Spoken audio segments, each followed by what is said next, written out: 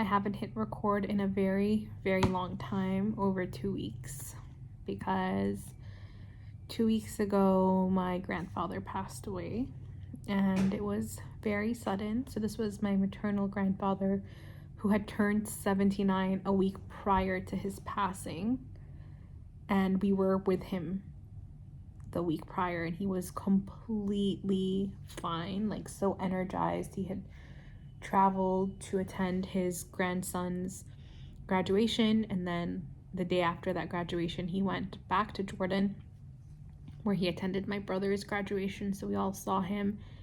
He was completely fine, full of energy, but what had happened was he started to feel a sharp pain, and it was in his stomach area, but he went into the emergency room in the middle of the night, escorted by his brother, who is a doctor. And he went in, and the hospital found out that he has a gallbladder infection. And he was told that he could go back and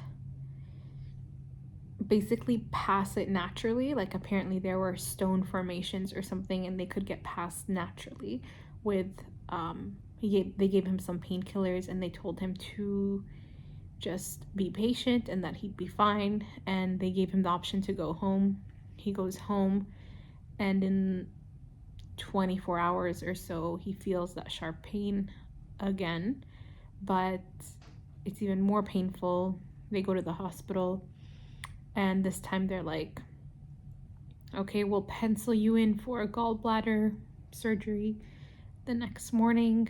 But in that same night, he walked over to the bathroom and got a heart attack, and they tried to revive him, but it didn't work, and so he passed.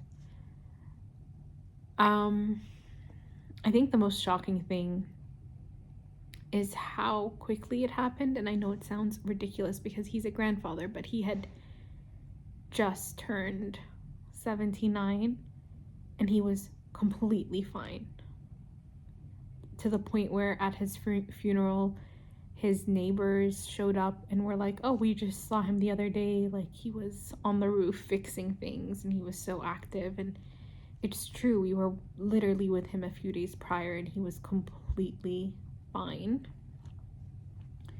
So it's been very shocking, but also really sad, because he was truly a special sido, which is my culture's term for grandfather. He was super kind.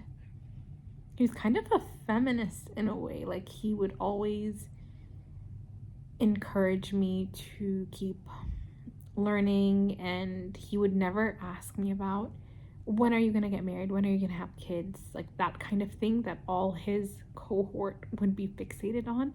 But he would always be like, so did you become a doctor? Which is crazy because I'm in my 30s and he still expects that of me, because in his mind that's like the highest honor, that's like the best thing you could be. And he always wanted us, his grandkids, he also wanted his kids, but like his grandkids, to be doctors. And so he would always tease me about that. And I have this one memory where I recently saw him and he kind of like grabbed my chin and he said that he loved me. And he's just always so supportive, sending me encouraging messages about my projects and work, and just being so supportive. He's always the first person to send like a holiday greeting, whether that's New Year's or Ramadan or Eid or like birthdays. He was always the first. In fact, he'd get angry if someone beat him to it. There's this one story where a relative of his wished him, I think it was Ramadan, and he got so mad that she wished him first that he threw his phone across the room, because he likes to be the first to greet, and he truly always was. And he's been through so much in his life. He was born in 1945. He survived the Nakba displacement, losing his family home and land. His home was basically bulldozed and his land was seized. He was displaced to Bethlehem. So he's originally from an area in Jerusalem called Beit Salfafa. and he was displaced to Bethlehem, where he grew up. And when he was a child, he saw my grandmother and fell in love. And they were different social classes. So she was like a city girl. She was trilingual and really well educated, and he was more of a village boy. And they fell in love and decided to be together. They ended up eloping because her family didn't approve, but they are so inspiring because they ended up landing on their feet. And my grandmother taught him how to speak English, and that made him kind of an appealing candidate to travel to Kuwait, where he worked at a bank despite not having much education. I don't think he even fully graduated, as far as I know, but he managed to land a job and work his way up. And they had an amazing family. They had 2 daughters and 2 sons, and they're all so successful. He also raised my 2 cousins who lost their dad when they were children, and so he's just such an incredible person, and I'm so sad that he's gone. I still can't believe it. It doesn't feel real.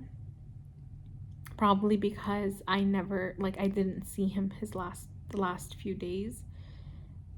And so I don't have that closure some of my family members do, but my mom got to spend those last few moments with him alone, and she told me how she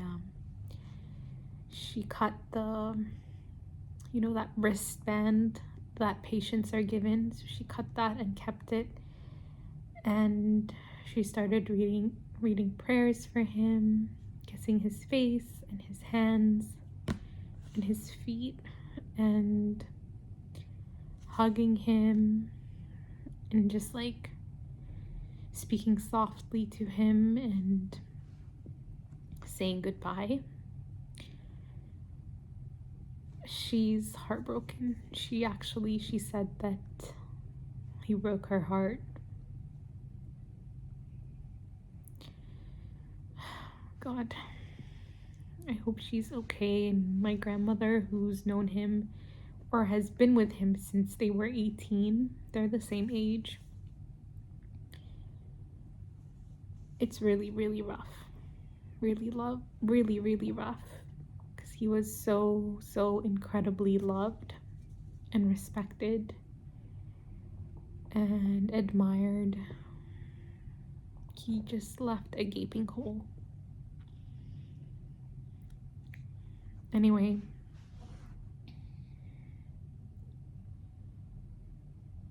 I feel so lucky to have been his granddaughter, his first grandchild. I made him a grandfather in his 40s, which I don't think he's ever fully forgiven me for.